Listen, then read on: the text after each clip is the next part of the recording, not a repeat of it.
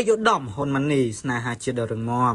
ប្រជាពលរដ្ឋជាង 15,000 នាក់ពីគ្រប់ទិសទីគាំទ្ររដ្ឋាភិបាលដោះស្រាយបញ្ហាព្រំដែនការពារបូរណភាពទឹកដីនៅលើបណ្ដាញសង្គមនាថ្ងៃប្រហ័សទី19ខែមិថុនានេះឯកឧត្តមហ៊ុនម៉ាណីបានបង្ហាញពីមោទនភាពនិងអំណរគុណចំពោះទឹកចិត្តរបស់ប្រជាពលរដ្ឋជាង 15,000 នាក់ដែលបានចូលរួមដំណើរថ្មើរជើងច្រើនលើសលប់ដើម្បីបង្ហាញការគាំទ្ររ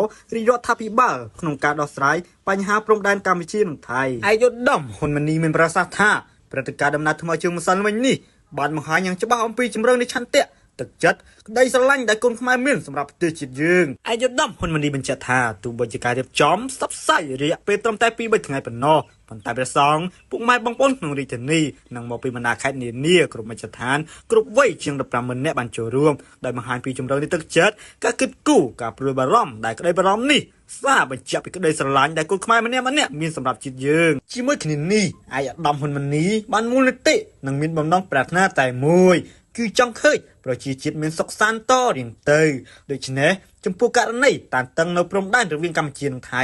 ស្នើសូមដល់ប្រជាពលរដ្ឋទាំងអស់ត្រូវចូលរួមតាមដានស្ថានភាពហើយត្រូវចូលរួមគាំទ្ររ